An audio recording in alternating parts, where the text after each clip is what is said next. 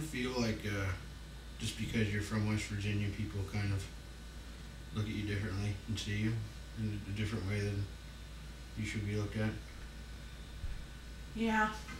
When I was a little girl, I just was raised to think that country people were seen different than everybody else. And then as I got older and I learned geography, I learned that it was because of West Virginia, where I was from. Do you think that our part of West Virginia is a little different than other parts, though? Yes. Northern West Virginia is definitely better than southern West Virginia. Yeah, but even our own little sect there, people like claim that we should be like part of Ohio or something. Do you, like I always feel weird about that.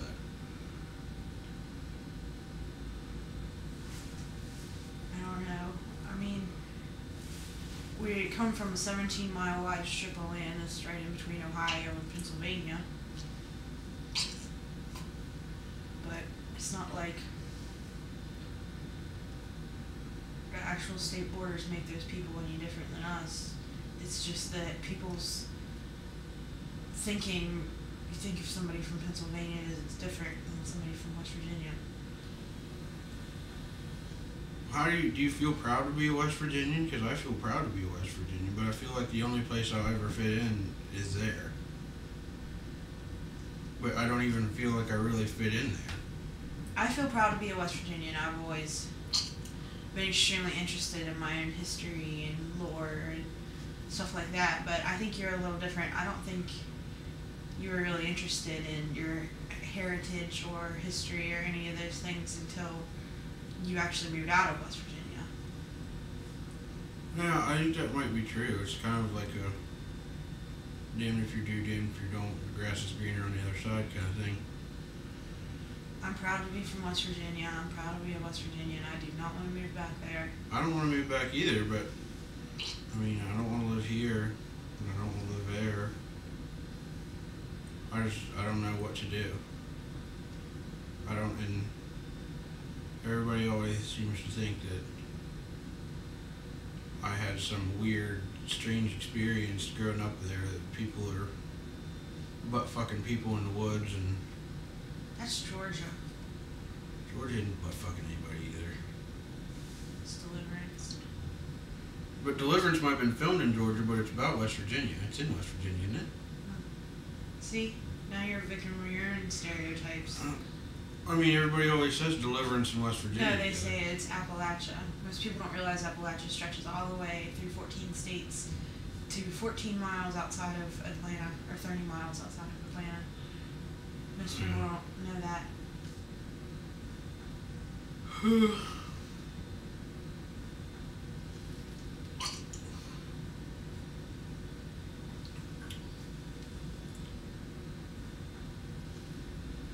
Well, how much of the stereotype do you think comes from the fact that people, geography-wise, don't even know West Virginia is a state? They just think it's a region in a different state. I mean, that seems to bother you more than it bothers me, to be honest with you. It's like you're almost robbed of your identity from the very beginning because you're not even seen as being a state. It would be like you telling somebody that... Well, you're robbed of having, like... It's so weird because when you meet somebody, you're always like, "Hi, nice to meet you. I'm Aaron from West Virginia." And "Oh, I'm so and so from Hackensack, New Jersey," or so, or Steamboat Springs, Colorado, and that seems to be a big part of their identity. And most people don't think you're either from Virginia or you're near the beach or something like that, and then to find out a lot of West Virginians in your own state don't even consider you're part of the state. Like, where do I belong? Where do I come from? I just come from this little tiny thing. See, that's the thing about our state is it's so fragmented. You've got the Eastern Panhandle, which really identifies with the D.C. area because they're right there. You got us, we're in the Northern Panhandle, and we identify with Pittsburgh and Ohio. And then you got the South, which identifies with the South. Yeah. Well, I mean, I don't know what I identify with. I guess I would say I identify with somewhat of Pittsburgh and somewhat of the Midwest region in West Virginia, but I think if I asked anybody from Pittsburgh, Ohio, or West Virginia, they kind of think that I don't really fit in there. So, like, I see myself fitting in that geographical region, and my identity is somewhat based in that, but no one else would agree with me except for the tiny, the whatever the population is. How many could it be? Maybe 75, 100,000 people Probably. share the same thing as I do, and that's it in the world, and that's it's hard to deal with sometimes. And then they have different opinions as far as that goes. But why do you think it's any harder to deal with than anybody from anywhere else? I don't know. It's just a personal struggle, I think. I don't know if it is or isn't, but I know that it affects me and it bothers me. Do you think it's our problem, or? I think it somewhat is my problem, but that's one of the things I want to figure out is it my problem? Is it other people's problems that are imposed on me, or what? Like, I'm not sure.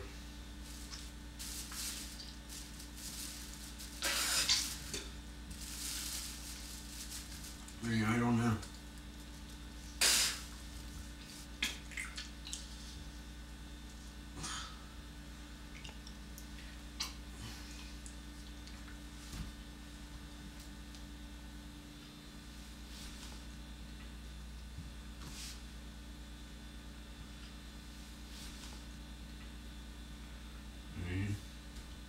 I mean, you grew up in lots of different places in West Virginia. Is it different in other places? I grew up in the South and the North. The only place I never really lived was the far eastern part of West Virginia. It was a lot more different in the South. It was, even living in southern West Virginia, I felt like the people from northern West Virginia thought that they were better than us.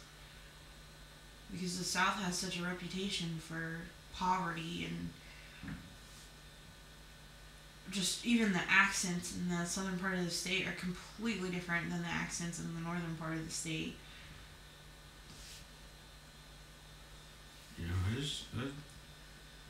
I feel left out. I feel on anything. It's like your identity is based on a lack of identity. Yeah, that's the only thing I can classify it with, is I don't know where I'm supposed to.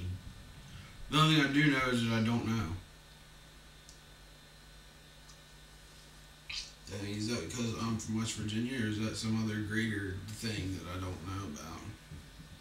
Or is that some other instance or situation that I'm unaware of?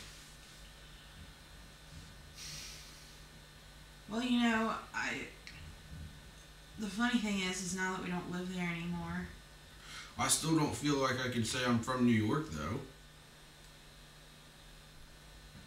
You know what I deal with a lot? People always tell me I'm from the South, and I certainly do not identify myself as being. I've been to the South many times in my life. Yeah. I don't consider myself.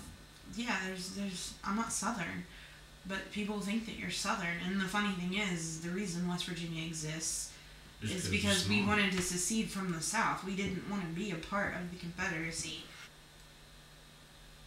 So, one question I have is, like, the origins of redneck really isn't the origins of redneck. That might be one of the only, like, things that we have that seems like a good thing, and it got turned around into this work in the fields redneck thing, when really it's... There's a lot of different...